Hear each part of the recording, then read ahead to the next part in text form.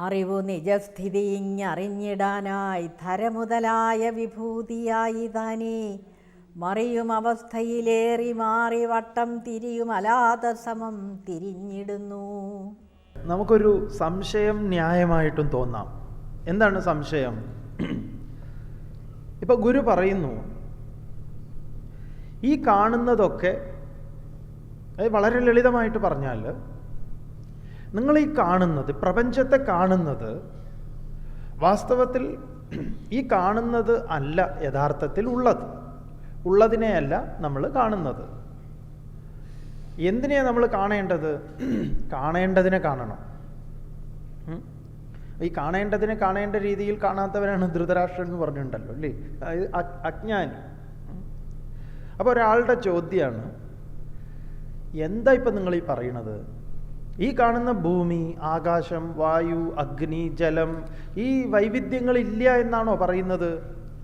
ആ വൈവിധ്യങ്ങൾ ഒരു ഭ്രമമാണ്, തോന്നലാണ് എന്നാണോ ഈ ഗുരുക്കന്മാർ പറയുന്നത്? അതെങ്ങനെ ശരിയാകും എന്നാണ് ഒരാളുടെ ശക്തമായ വാദം, ശക്തമായ ചോദ്യം. ഈ ഭൂമി തോന്നലാണ്, ഇതെല്ലാം തോന്നലാണ് എന്ന് പറയുമ്പം അതെങ്ങനെയാ തോന്നലാവുന്നത്? അതിനെ ഇവിടെ ഇതാ നമുക്ക് വേറൊരു തോന്നലിനെ നമ്മുടെ മുന്നിൽ വെച്ചുകൊണ്ട് ഈ തോന്നലിനെ ഒന്ന് വിചാരം ചെയ്യാൻ ഗുരു നമ്മളോട് പറയുകയാണ്. അപ്പം എങ്ങനെ ഈ വിശ്വം തോന്നലായി നിലകൊള്ളുന്നു? ഇനി അതാണ്, ആ ഭ്രമത്തെ നീക്കുന്ന പ്രക്രിയയാണ് ഗുരു തുടർന്ന് മുഴുവൻ ചെയ്യാൻ പോകുന്നത്. അതിൽ എന്താ പറയണത് നോക്കാം. അറിവ് എന്ന് പറഞ്ഞാൽ ഇവിടെ പറഞ്ഞുവല്ലോ, ആദ്യം മുതൽ അറിവ് എന്ന് പറഞ്ഞിട്ടുണ്ട്. ബോധം, ഏതൊരു ബോധത്തിലാണ് ഈ വിശ്വം നിലകൊള്ളുന്നത്, ആ ബോധസത്യം. അറിവ് നിജസ്ഥിതി, അതിൻ്റെ ശരിയായിട്ടുള്ള നിജസ്ഥിതി, അതിൻ്റെ ശരിയായ രൂപം ഇങ്ങറിഞ്ഞിടാനായി ഇവിടെ വെളിപ്പെടുന്നതിനായിക്കൊണ്ടാണ്. അറിവ് നിജസ്ഥിതി ഇങ്ങറിഞ്ഞിടാനായി, ഏതൊരു ബോധസത്യത്തിൻ്റെ ശരിയായിട്ടുള്ള ഭാവത്തെ അറിഞ്ഞിടാൻ വേണ്ടിയിട്ട് ധര, ഭൂമി, ആകാശം, വായു, അഗ്നി, ജലം ഇത്യാദികളൊക്കെ വിഭൂതി നന്നായി ഭവിച്ചത്, വിശേഷേണ ഭവതി ഇത് വിഭൂതി, നന്നായി പ്രകടമായിട്ടുള്ളത് വിഭൂതിയായി താനേ താനേ സ്വയം മറിയും അവസ്ഥയിൽ മാറി വരുന്ന അവസ്ഥയിൽ. ഇതിനൊക്കെ പല മാറ്റങ്ങളുണ്ട്. ഇപ്പം ജലത്തിന് തന്നെ മാറ്റമുണ്ട്. ജലം തിളപ്പിച്ചു കഴിഞ്ഞാൽ നീരാവിയാവും, ഫ്രീസറിനകത്ത് വെച്ചാൽ ഐസാവും, അങ്ങനെ പലതായി തീരുന്നു. ഇങ്ങനെ പഞ്ചഭൂതങ്ങൾ പലതായിത്തീരുന്നു. പഞ്ചഭൂതങ്ങൾ വിഘടിച്ച് ചേരുന്ന സമയത്താണ് ഈ പ്രപഞ്ചം വൈവിധ്യമാർന്ന രീതിയിൽ നമ്മുടെ മുന്നിൽ അവതരിക്കുന്നത്. ഇതിനെ ഗുരു പറയുന്നു, മറിയും അവസ്ഥയിൽ മാറി വരുന്നതിൽ വീണ്ടും ഏറി മാറി എന്ന് പറഞ്ഞാൽ ഒന്ന് മറ്റൊന്നായി, അതായത് പുതിയ രൂപം കൈക്കൊള്ളുകയും പഴയ രൂപം കൈവടിയുകയും, അങ്ങനെ ജനിമൃതി എന്ന് പറയാം. ഏറി മാറി എന്താണ് സംഭവം? ഇവിടെ പറയുന്നു, വട്ടം തിരിയെന്ന് പറഞ്ഞാൽ ചുറ്റും കറങ്ങുന്ന അലാത സമം തിരിഞ്ഞിടുന്നു. വട്ടം തിരിയും അലാത സമം തിരിഞ്ഞിടുന്നു. അലാതം എന്ന് പറഞ്ഞു കഴിഞ്ഞാൽ തീക്കൊള്ളി ഇങ്ങനെ കറക്കി കഴിഞ്ഞാൽ എങ്ങനെ ഉണ്ടാവും എന്നറിയും? ഈ വിഷുവിന് കുട്ടികൾ കയറ് എന്ന് പറയുന്ന ഒരു സാധനമുണ്ട്. കയറ്, കമ്പി തിരിയൊക്കെ ഇല്ലേ, കയറ്. ഈ കയറിന് തീ കൊടുത്താൽ അതിൻ്റെ ഒരു കമ്പിയുണ്ട്. അത് വെച്ചിട്ട് നമുക്കിങ്ങനെ കറക്കാം. അത് കറങ്ങുന്ന സമയത്ത് ഇങ്ങനെ ഒരു കുട്ടി ദൂരേന്ന് ഇതിങ്ങനെ കറക്കുന്ന സമയത്ത് നമുക്ക് കാണാൻ അത് എങ്ങനെ ഉണ്ടാവും? ആ ഒരു അഗ്നിയുടെ വൃത്തം നമുക്കിങ്ങനെ കാണാം. ഉപനിഷത്തിൽ അലാത പ്രകരണം എന്ന് പറഞ്ഞിട്ടൊരു പ്രകരണം തന്നെ ഉണ്ട്, തീക്കൊള്ളി പ്രകരണം. അലാതം ഗുരു അതാണ് ഇവിടെ അവതരിപ്പിക്കുന്നത്. അപ്പോൾ നിങ്ങൾ തന്നെ വേണമെങ്കിൽ പണ്ടൊക്കെ ഈ ചൂട്ടെടുത്തിട്ടാണ് നമ്മൾ രാത്രിയിലൊക്കെ പോവുക. ഈ ചൂട്ട് ഒരാൾ കത്തിച്ചിട്ട്, ഇതൊക്കെ ശരിക്കും പറഞ്ഞാൽ ഇവിടെ ലൈറ്റൊക്കെ ഓഫ് ചെയ്തിട്ട് നമ്മൾ ഇത് കറക്കി കഴിഞ്ഞാൽ ബോധ്യമാവും. ചിലപ്പോൾ ചൂട്ട് എന്നൊക്കെ പറഞ്ഞാൽ തന്നെ എന്താണെന്ന് അറിയാത്ത ആളുകളൊക്കെ ഉണ്ടാവും ഇപ്പം, കാരണം ഇതൊന്നും നമ്മളിപ്പോൾ ഉപയോഗിക്കുന്നില്ലല്ലോ.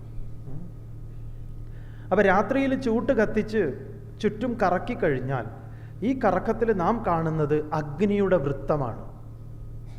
ഇതൊരു തോന്നലാണ്. ഗുരു പറയുന്നത് ഇങ്ങനെയാണ് ഈ വിശ്വം നമുക്ക് പ്രകടമാകുന്നത്. അത് അങ്ങനെ ആവുമോ?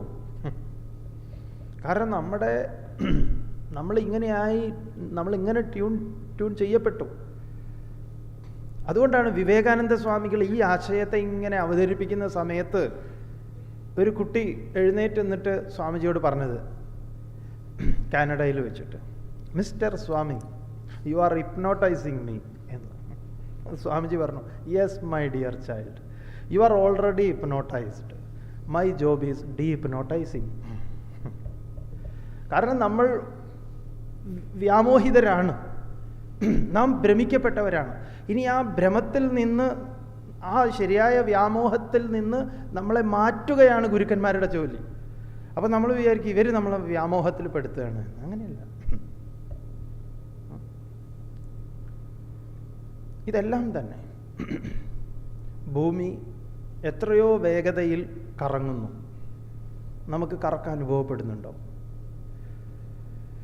ഇത് കറങ്ങുന്നുണ്ട് എന്നുള്ളത് നമുക്ക് എന്താ ഇപ്പം എത്ര ഉറപ്പ്? അങ്ങനെയല്ല, ഭൂമി കറങ്ങുന്നുണ്ട്, അത് ഞങ്ങൾ വിട്ടുതരില്ല. ഏത്, നിങ്ങൾക്ക് ആർക്കെങ്കിലും ഇത്ര ഉറപ്പുണ്ടോ ഭൂമി കറങ്ങുന്നുണ്ട്? അല്ല, അത് സയൻറ്റിസ്റ്റുകളൊക്കെ പറഞ്ഞിട്ടുണ്ടല്ലോ. അപ്പോൾ അവർ പറഞ്ഞത് വിശ്വസിക്കാം, ഇവിടെ പറഞ്ഞാൽ വിശ്വസിക്കാൻ പറ്റില്ല. ഇല്ല, അത് ഞങ്ങൾക്ക്, കാരണം ശാസ്ത്രം ജയിച്ചു മനുഷ്യൻ തോറ്റു എന്നോ അങ്ങനെ എന്തൊക്കെയോ അല്ലേ നമ്മൾ പഠിച്ചിട്ടുള്ളത് അല്ലേ?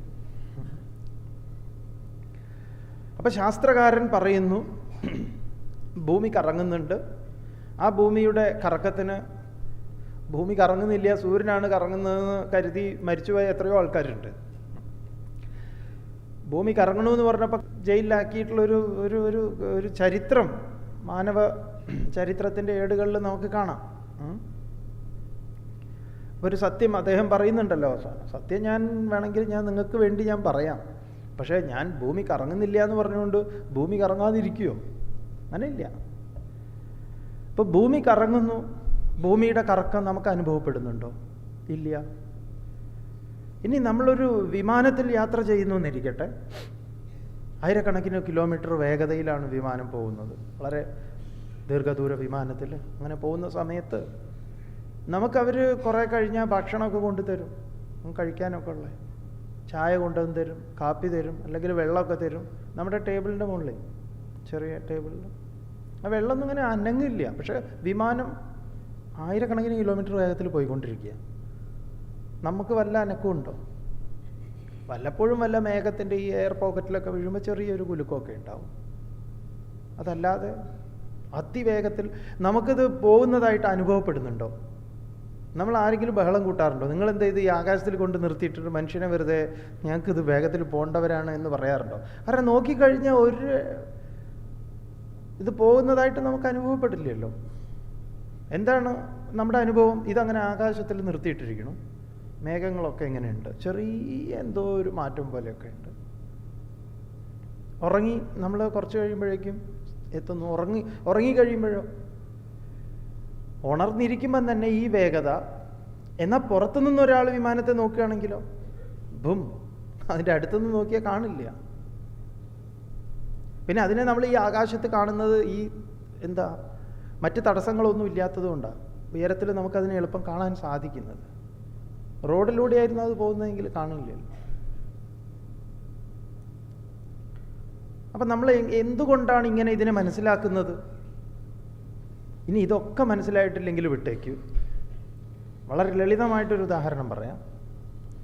ഇവിടെ മഹേന്ദ്രജാലം എന്ന് ഗുരു പറയുന്നുണ്ടല്ലോ. നമ്മൾ മാജിക് കാണാൻ പോകുന്നില്ലേ?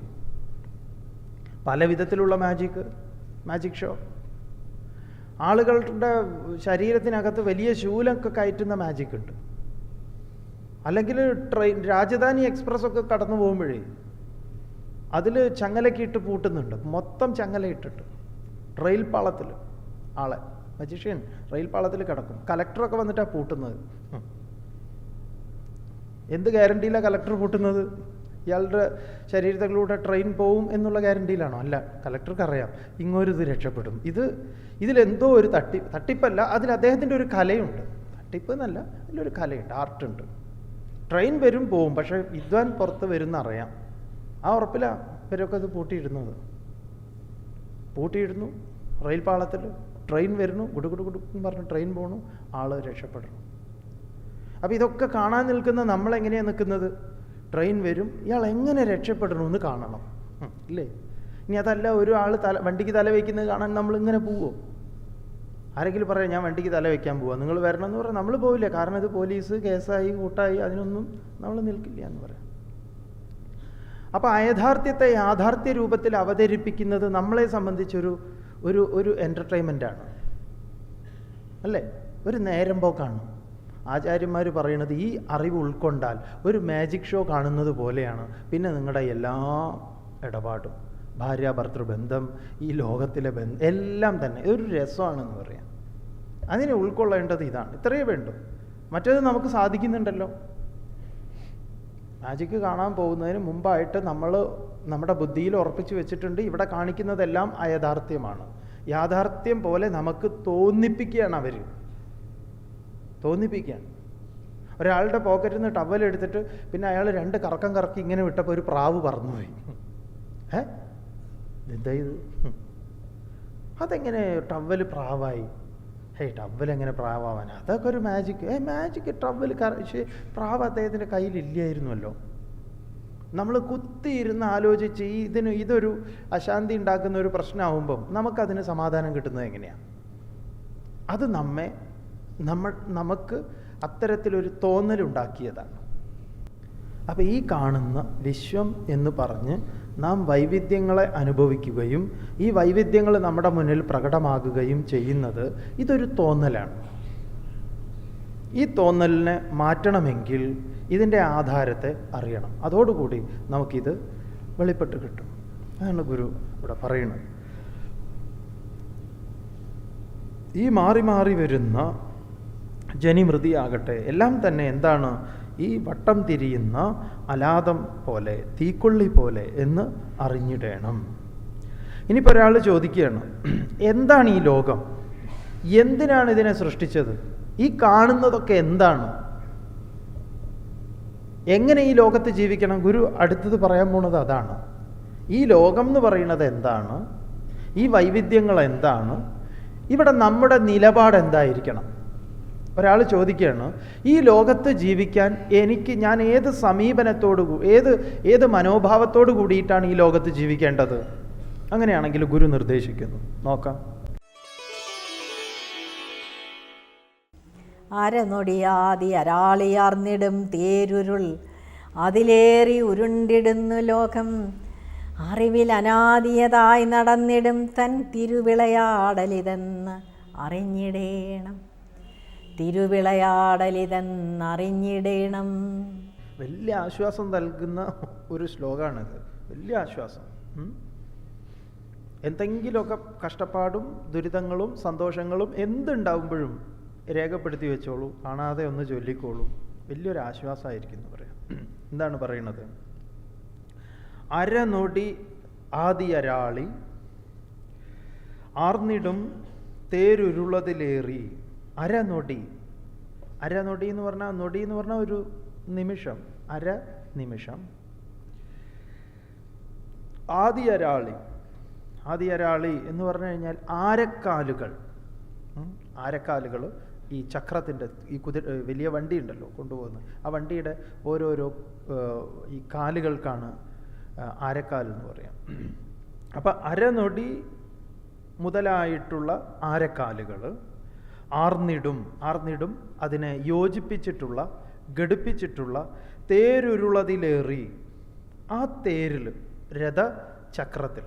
അപ്പം രഥചക്രത്തിൻ്റെ ആരക്കാലുകൾ എന്താണ് ഇവിടെ പറയുന്നത്? നിമിഷം തുടങ്ങിയിട്ടുള്ള, അല്ലെങ്കിൽ നിമിഷം, മണിക്കൂർ, ആഴ്ച, മാസം, വർഷം, സംവത്സരം, യുഗങ്ങൾ, ഋതുക്കൾ ഇത്യാദികൾ, ഇതൊക്കെയാണ് ഇതിൻ്റെ കാല് പറയുന്നത്. തേരുരുളതിലേറി കാലമാകുന്ന ഇതിൻ്റെ രഥചക്രത്തിൽ ഉരുണ്ടിടുന്നു ലോകം. ലോകം ഇങ്ങനെ കറങ്ങിക്കൊണ്ടിരിക്കുക. അപ്പം ലോകം ഇങ്ങനെ കറങ്ങുന്നു. എന്താ ഈ കറക്കത്തിന്, ലോകത്തിന് നിദാനമായിട്ടുള്ളത്? ഇതൊക്കെയാണ്. മിനിറ്റുകളുണ്ട്, മണിക്കൂറുകളുണ്ട്, ദിവസമുണ്ട്, ആഴ്ചയുണ്ട്, മാസമുണ്ട്, വർഷമുണ്ട്, പിന്നെ നമ്മൾ അതിനെ സെഞ്ചുറി എന്നും പ്ലാറ്റിനം എന്നും ഒക്കെ പറഞ്ഞ് യുഗങ്ങളായിട്ടും ഒക്കെ പറയുന്നു. അതിൻ്റെ ആ കാലത്തിൻ്റെ വലിയ ചക്രത്തിൽ ഇതിങ്ങനെ കറങ്ങുന്നു. ഉരുണ്ടിടുന്നു ലോകം, ഇതിങ്ങനെ കറങ്ങിക്കൊണ്ടിരിക്കുന്നു. പറയൂ, അറിവിൽ, എന്നാൽ ആ സത്യത്തിൽ, ബോധത്തിൽ അനാദിയതായി, ആദിയില്ലാത്തതായി, എന്നാണിത് ആരംഭിച്ചത് എന്നറിയാത്ത വിധത്തിൽ നടന്നിടും എന്ന് പറഞ്ഞാൽ ഇതങ്ങനെ തുടർന്നു കൊണ്ടിരിക്കുന്ന തൻ തിരുവിളയാടൽ. തൻ തിരുവിളയാടൽ എന്ന് പറഞ്ഞാൽ ഭഗവാന്റെ ഒരു ലീലയാണ്. ഭഗവാന്റെ ഒരു വളരെ മനോഹരമായിട്ടുള്ളൊരു ഏർപ്പാടാണിത്, തൻ തിരുവിളയാടൽ. ഇതെന്നറിഞ്ഞിടേണം. ഇത് അപ്പം എന്താണിത്? ഇതൊക്കെ ഭഗവാന്റെ ഒരു ലീലയാണ് എന്ന് പറയും. എന്താ ഭഗവാന്റെ ലീല? ഭഗവാന്റെ ലീല എന്ന് പറഞ്ഞാൽ ശങ്കര ഭഗവത്പാദർ ഭജഗോവിന്ദത്തിൽ ഇതേ ശ്ലോകം തന്നെ ഇതിനെ സമാനമായിട്ട് അവതരിപ്പിക്കുന്നുണ്ട്. ദിനയാമിന്യൗ സായം പ്രാതഃ ശിശിരവസന്തൗ പുനരായാതഃ കാലക്രീഡതി ഗച്ഛത്യായുഃ തദഭിന മുഞ്ചത്യാശാവായുഃ. ദിനയാമിന്യൗ സായം പ്രാതഃ. രാവിലെയാകുന്നു, ഉച്ചയാകുന്നു, വൈകുന്നേരമാകുന്നു, രാത്രിയാകുന്നു, വീണ്ടും പകലാകുന്നു. ശിശിരവസന്തോ പുനരായാതഃ. ശിശിരം വരുന്നു, വസന്തം വരുന്നു, ഗ്രീഷ്മം വരുന്നു, ഹേമന്തം വരുന്നു. ഇങ്ങനെ കാലങ്ങൾ. കാലഹ ക്രീഡതി, അത് തന്നെയാണ് ഗുരു ഇവിടെ പറയണത്. കാലം കളിക്കുന്നു. അപ്പം കാലത്തിൻ്റെ തേര്, അപ്പം കാലത്തിൻ്റെ ചക്രം എന്ന് പറയുന്നത് ഇവിടെ സെക്കൻഡും മിനിറ്റും മണിക്കൂറും ദിവസവും ആഴ്ചയും മാസവും വർഷവും ഒക്കെയാണ് ഇതിൻ്റെ ഈ ചക്രം. എന്നിട്ടോ ഇതിങ്ങനെ കറങ്ങിക്കൊണ്ടിരിക്കുന്നു. അപ്പം ഇതെന്താണിത്? ഇതൊരു ഭഗവാന്റെ ലീലയാണെന്ന് പറയാം. എന്തിനാണ് ഈ ലീല? നമുക്ക് കണ്ട് ആസ്വദിക്കാൻ. നമ്മളിപ്പോൾ എന്തിനാ മാജിക്കിനൊക്കെ പോയി അല്ലെങ്കിൽ ഇങ്ങനെയുള്ള പരിപാടികൾക്കൊക്കെ പങ്കെടുക്കുന്നത്? ആസ്വദിക്കാൻ. അപ്പം ജീവിതം എന്ന് പറഞ്ഞാൽ ഉത്സവം, ആഘോഷം, ആസ്വാദനത്തിനുള്ളത്, പരിതപിക്കാനും ദുഃഖിക്കാനും അല്ല. വളരെ എളുപ്പമാണ് ഉത്തരം. അപ്പം ഇതൊക്കെ അന്വേഷിക്കുന്നത് നല്ലത്. അന്വേഷിച്ചു കഴിഞ്ഞാൽ ഉത്തരം കിട്ടും. ഇതാണ് ഉത്തരം കിട്ടുക. ഇതെല്ലാം ഭഗവാന്റെ ലീലകളാണ്, ഭഗവാന്റെ ഒരു വിഭൂതിയാണ് ഈ വൈവിധ്യങ്ങളെ ഉണ്ടാക്കുക. ഇതിനെയെല്ലാം ആലോചിച്ച് പോയി കഴിഞ്ഞാലോ ഭഗവാനിൽ എത്തിയാൽ, നാരായണനിൽ എത്തിയാൽ അവിടെ ദേശമില്ല, കാലമില്ല. അപ്പോൾ അവിടെ ഉപനിഷത്തിൽ ഋഷി ഇതിനെ അവതരിപ്പിക്കുന്നുണ്ട്. അനേജതേകം മനസോ ജവീയോ നൈനദ്ദേവ ആപ്നുവൻ പൂർവമർഷത് തദ്ധാവതോന്യാൻ അത്യേതി തിഷ്ടത് തസ്മിന്നപോ മാതരിശ്വ ദദാതി എന്ന്. അത് ഏകമായിട്ടുള്ള, അത് ഇളക്കമില്ലാത്തതാണ്. ഓടുന്ന എല്ലാറ്റിനെയും ധാവതഃ അന്യാൻ അത്യേതി, ഓടുന്ന എല്ലാറ്റിനെയും അതിവർത്തിച്ചത് നിൽക്കുന്നു എന്ന് പറഞ്ഞാൽ എല്ലാ ഓട്ടവും അതിലാണ് നടക്കുന്നത്, കാലവും അതിലാണ്. കാലം എന്ന് പറഞ്ഞാൽ സമയം. അപ്പം സമയത്തിൻ്റെ ഏറ്റവും സൂക്ഷ്മമായിട്ടുള്ളതിനെയാണ് ഗുരു ഇവിടെ പറഞ്ഞത്. നമ്മൾ വിനിമയം ചെയ്യുന്ന സെക്കൻഡ് എന്ന് പറയുന്നത് എന്താണ്? നമ്മുടെ വാച്ചിൽ സെക്കൻഡ് സൂചിയല്ലേ ഉള്ളൂ. ഫസ്റ്റ് സൂചി ഉണ്ടോ? ഇല്ല. ആ ഫസ്റ്റ് സൂചിയെ കുറിച്ചാണ് പറയുന്നത്, സെക്കൻഡ്. അപ്പം ഫസ്റ്റിൽ എന്തില്ല? സമയമില്ല. രണ്ട് സംഭവങ്ങളാണല്ലോ സമയം, കാലം എന്ന് പറയുന്നത്. രണ്ട് സംഭവങ്ങളാണ്. അതിൻ്റെ ഇടയിലെ ദൈർഘ്യമാണ് സമയം. അപ്പം ഭഗവാനിൽ എന്തില്ല? നാരായണനിൽ. നാരായണൻ എന്ന് പറയുന്നത് കാലത്തിൻ്റെ ഏറ്റവും സൂക്ഷ്മമായിട്ടുള്ളത് സെക്കൻഡാണ്. പിന്നെയും നമ്മൾ പറയുക മൈക്രോ സെക്കൻഡ്, മില്ലി സെക്കൻഡ് എന്നൊക്കെയാണ്. എന്നാലും ഫസ്റ്റിൽ നമ്മൾ എത്തില്ല. അപ്പം ഈ ഫസ്റ്റിലാണ് ഇതെല്ലാം. ഇതാരുടെ ലീലയാണ്? ഈ ഫസ്റ്റിൻ്റെ ലീലയാണ് ഇതൊക്കെ. അതുകൊണ്ട് ഉപനിഷത്തിൽ അങ്ങനെ പറഞ്ഞു. എന്താണ്? ധാവതഃ അന്യാൻ അത്യേതി തിഷ്ടത് തത്. നിന്നുകൊണ്ട് തന്നെ എല്ലാറ്റിനെയും, ഓടുന്ന എല്ലാറ്റിനെയും അതിവർത്തിച്ച് നിൽക്കുന്നു. ഭാഗവതത്തിൽ മനോഹരമായിട്ടുള്ള ഒരു കഥയുണ്ട്. കാലയവനൻ ഭഗവാന്റെ പിറകെ ഓടുന്നു. നമ്മൾ ഭാഗവതത്തിൽ വിചാരിച്ചു ഭഗവാൻ കാലയവനനെ പേടിച്ചോടുകയാണ് എന്ന്. അങ്ങനെ മുചുകുന്ദൻ്റെ ഗുഹയിൽ പോയി ഉറങ്ങുന്ന മുചുകുന്ദൻ്റെ മുചുകുന്ദനെ ചവിട്ടിയപ്പം മുചുകുന്ദൻ ഉണർന്നു നോക്കിയപ്പം കാലയവനൻ ഭസ്മായി. വളരെ സിംബോളിക്കായിട്ടുള്ളൊരു കഥയാണ്. എന്താണ് താത്പര്യം? കാലയവനൻ എന്ന് പറഞ്ഞു കഴിഞ്ഞാൽ കാലം തന്നെ. ഭഗവാൻ മുൻപിലോടുന്നു, കാലയവനൻ പിറകിലോടുന്നു. ഭഗവാൻ മുൻപിൽ തന്നെയാണ്, കാലം പിറകിലാണ്. അല്ലാതെ പേടിച്ചോടുകയല്ല. നമുക്കത് മനസ്സിലാക്കാൻ വേണ്ടിയിട്ട് ഭഗവാൻ ഒരാളോട് പേടിച്ചോടി എന്ന് പറയുന്ന ഒരു കഥാസന്ദർഭത്തെ ഉണ്ടാക്കിയാൽ നമ്മൾ ആലോചിക്കും, ഈ ഭഗവാൻ എന്ന് പറഞ്ഞ ആൾ പേടിച്ചോടിയത് എന്തൊരു കഷ്ടമാണ് അല്ലേ? ഭഗവാൻ അങ്ങനെ പേടിച്ചോടേണ്ട ആവശ്യമില്ലല്ലോ. ഇങ്ങനെ മനസ്സിനെ നിശ്ചലമാക്കിക്കൊണ്ട് ബുദ്ധിയോട് സംസാരിക്കുകയാണ് അവർ. അപ്പൊ കാലയവനൻ എന്നത് കാലം തന്നെയാണ്. ആ കാലം സഞ്ചരിക്കുന്നത്, കാലം ആശ്രയിച്ചിരിക്കുന്നത്, കാലം പിറകെ പോകുന്നത് ഭഗവാന്റെ പിറകിലാണ്, അതിൻ്റെ പിറകിലാണ്. അപ്പൊ ഉണർന്നവൻ, മുചുകുന്ദൻ ഉണർന്നു എന്ന് പറഞ്ഞല്ലോ, ഉണർന്നവന്റെ മുന്നിൽ കാലമില്ല. ഉണർന്നവന്റെ മുൻപിൽ കാലം അപ്രത്യക്ഷമാകുന്നു. അതുകൊണ്ട് ഉണരാൻ ഗുരു മുൻപ് സൂചിപ്പിച്ചു. ഉണരാൻ ആരുടെ സാന്നിധ്യം വേണം? ആ ഭഗവത് സാന്നിധ്യം വേണം. അതുകൊണ്ട് ഭഗവത് സാന്നിധ്യത്തിൽ മുചുകുന്ദൻ ഉണർന്നു നോക്കിയപ്പം കാലൻ യവനൻ ഭസ്മം എന്ന് പറഞ്ഞാൽ കാലം പിന്നെ അവിടെ ഇല്ല. വളരെ സിംബോളിക്കായിട്ടുള്ളൊരു കഥയാണ്. നമ്മൾ വിചാരിച്ചത് അങ്ങനെ ഭാഗവതത്തിലെ, മഹാഭാരതത്തിലെ കഥകളെല്ലാം തന്നെ ഈ ഉപനിഷത്ത് രഹസ്യത്തെ നമുക്ക് അവതരിപ്പിച്ചു തരുന്നതാണ്. അപ്പം ഇത് ഓർത്തിടണം. എന്താണ് ഓർക്കേണ്ടത്? ഇതെല്ലാം തന്നെ ഒരു വലിയ മായയാണ്. ഉപനിഷത്തിൽ ഒരു വിദ്യാർത്ഥി ഉച്ചയ്ക്ക് ഊണ് കഴിഞ്ഞിട്ട് ഇങ്ങനെ ഒന്ന് മയങ്ങിപ്പോയി. മയങ്ങിയ സമയത്ത് ആള് ഒരു സ്വപ്നം കണ്ടു. എന്താ സ്വപ്നം? അദ്ദേഹം വിവാഹം കഴിക്കുന്നു. വിവാഹം കഴിച്ചു, അതിൽ 3-4 കുട്ടികളായി. അങ്ങനെ ഒരു വളരെ നീണ്ട ഒരു സ്വപ്നം. ആ കിടക്കുന്ന തിണ്ണയിൻ്റെ മുകളിൽ നിന്ന് താഴേക്ക് വീണു ആള്. കുട്ടികൾ എന്തോ തള്ളിയിട്ടതുപോലെ വീണു കഴിഞ്ഞപ്പോഴാണ് അപ്പോഴാണ് കണ്ട സ്വപ്നത്തെക്കുറിച്ച് ആലോചിച്ചത്. അല്ല, ഞാനിപ്പോൾ കണ്ട സ്വപ്നം എന്തായിരുന്നു? അത് അവിടെ ഞാൻ സൃഷ്ടിച്ച കാലമുണ്ടല്ലോ. ഞാൻ വിവാഹിതനായി, എനിക്ക് 4 സന്താനങ്ങളുണ്ടായി, ഞാൻ പ്രായമായി.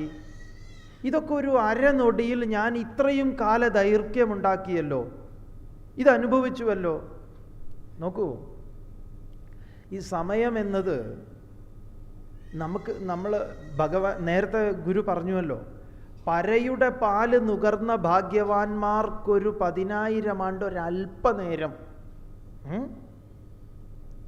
അവരെ സംബന്ധിച്ച് 10,000 ആണ്ട് തന്നെ ഒരു അല്പനേരമാണ്. അതാണ് ഒരിക്കലും ഒരാൾ പണ്ട് ഭഗവാനെ കണ്ടുമുട്ടിയിരുന്നു. ഭഗവാനോട് ചോദിച്ചു, ഭഗവാനെ, ഞാൻ എത്ര കാലമായി അങ്ങേ കാണാൻ ആഗ്രഹിച്ചിരിക്കണമെന്നറിയോ? ഭഗവാൻ പറയൂ, എന്താ? അതെ, കണ്ടിട്ട് എനിക്ക് കുറേ കാര്യങ്ങളൊക്കെ ചോദിക്കാനുണ്ട്, പക്ഷേ അധികമൊന്നും എനിക്ക് ചില്ലറ സംശയങ്ങളൊക്കെ ഉണ്ട്. ആദ്യം ആ സംശയങ്ങളൊക്കെ ഒന്ന് നിവർത്തിക്കണം. അങ്ങയുടെ കാലത്തെക്കുറിച്ച് ഞങ്ങളോട് പറഞ്ഞിട്ടുണ്ട്. അങ്ങയുടെ എല്ലാ സംഗതികളും വലിയ ഒരു ദൈർഘ്യം അതിനെക്കുറിച്ച്.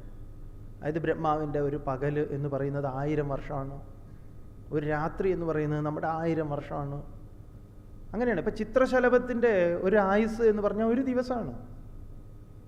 അപ്പം ചിത്രശലഭത്തിൻ്റെ ക്ലോക്കിലെ സെക്കൻഡ് സൂചിയും മണിക്കൂറും മിനിറ്റും ഒക്കെ വേറെയാണ്. നമ്മളെ സംബന്ധിച്ചാണ് ചിത്രശലഭത്തിന് ഒരു ദിവസം എന്നത് നമ്മുടെ ക്ലോക്കാണ്.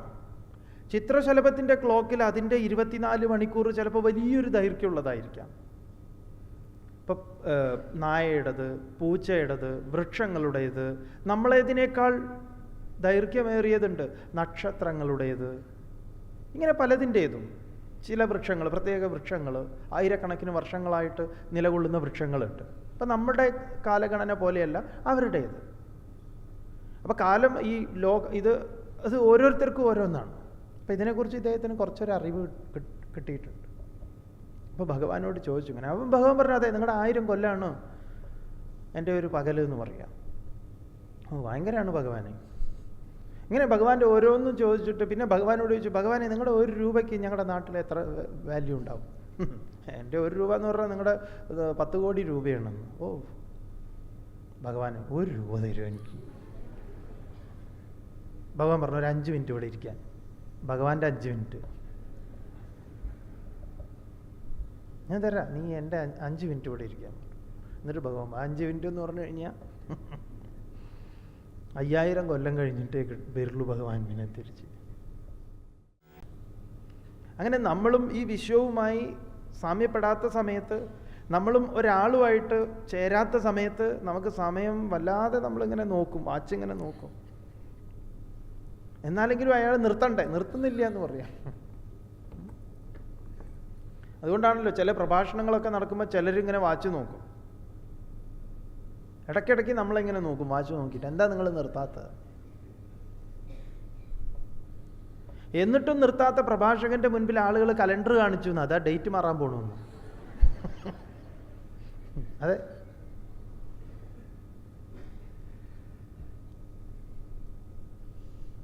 ചിലപ്പോൾ നമ്മൾ പറയോ സമയം പോയത് അറിഞ്ഞില്ല. അപ്പം ഇതെന്താണ്, എവിടെയാണ് നമ്മൾ ആലോചിക്കണം, എന്താണ് ഈ സമയം എന്ന് പറഞ്ഞാൽ എന്താണ്? ഇപ്പം ഇവിടെ നമ്മളോട് പറയണം, ഇതൊരു ഭഗവാന്റെ ലീലയാണ്. അപ്പം ഭഗവാന്റെ ലീല ആണെന്നറിയണമെങ്കിൽ നമ്മൾ ഈ വിനോദം, ഈ ലീല, അതുകൊണ്ടാണ് നാട്യധരൻ എന്ന് കൃഷ്ണനെ പറഞ്ഞത്, നടനക്കാരൻ. അപ്പം ഇത് നടനമായി നമ്മൾ മനസ്സിലാക്കണം. അല്ലെങ്കിൽ ഉണ്ടാവുന്നത് എന്താണെന്നറിയാം, ഇപ്പം ഈ സീരിയലിലും ഇതിലും ഒക്കെ കാണുന്ന പ്രശ്നങ്ങൾ നമ്മുടെ പ്രശ്നമായിട്ട് ഇങ്ങനെ ഏറ്റെടുത്ത് നമ്മളിങ്ങനെ കരഞ്ഞുകൊണ്ടിരിക്കില്ലേ? നോക്കൂ, അവർ കരയുമ്പോൾ അവർക്ക് കാശ് കിട്ടുന്നുണ്ട്, നമ്മൾ കരയുമ്പോഴോ നമ്മുടെ കാശ് നഷ്ടപ്പെടുകയാണ്. അപ്പം നമ്മൾ അതുമായിട്ട് താതാത്മ്യം പ്രാപിച്ചു കഴിഞ്ഞാൽ നമുക്ക് ദുഃഖം ഉണ്ടാവും. നേരെ മറിച്ച് അതൊരു കലാസൃഷ്ടിയായി മാത്രം നമ്മൾ അതിനെ കാണുമ്പോഴോ അത് നമുക്കൊരു സമയം, ഒരു നേരം പോക്കാണ്, അല്ലെങ്കിൽ അത് ആസ്വദിക്കാനുള്ളതാണ്, അത്ര നന്നായിട്ടുണ്ട് എന്ന് പറയാം. ഇതേപോലെ നമുക്ക് ജീവിതത്തെ നോക്കിക്കാണാൻ സാധിക്കണം, ഈ മുഴുവൻ വിശ്വത്തെയും.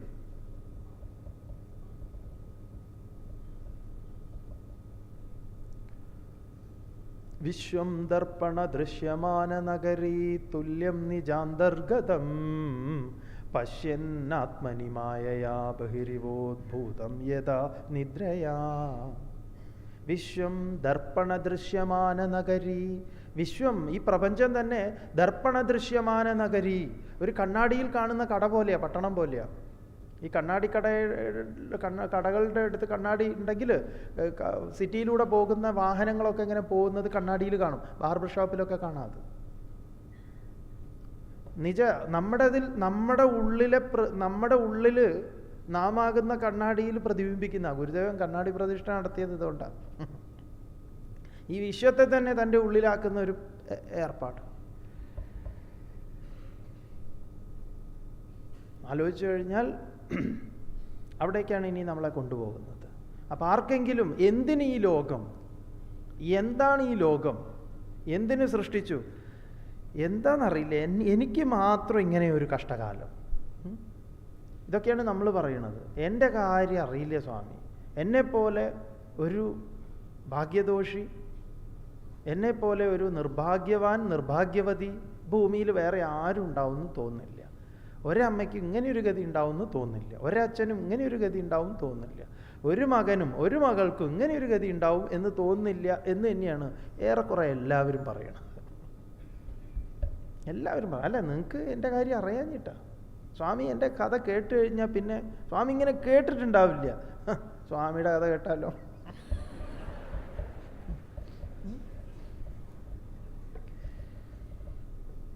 വെറുതെ നമ്മളിങ്ങനെ ഓരോരുത്തരെ കേട്ട് കഴിഞ്ഞാൽ പിന്നെ നമ്മൾ വിചാരിക്കും പാവം ഇവർക്ക് എന്തെങ്കിലും കൊടുത്തിട്ട് പോവാ. അതുകൊണ്ട് ഇതറിയാൻ ശ്രമിക്കുക. ഇതൊരു വളരെ രസമായിട്ടുള്ളൊരു ഏർപ്പാടാണല്ലോ. ഭഗവാൻ ആള് തരക്കേടില്ല എന്ന് നമുക്കിതിനെ ഒരു നന്നാക്കി ജീവിതത്തെ മുന്നോട്ട് കൊണ്ടുപോകാമെന്ന് പറയാം. നോക്കാം തുടർന്ന്.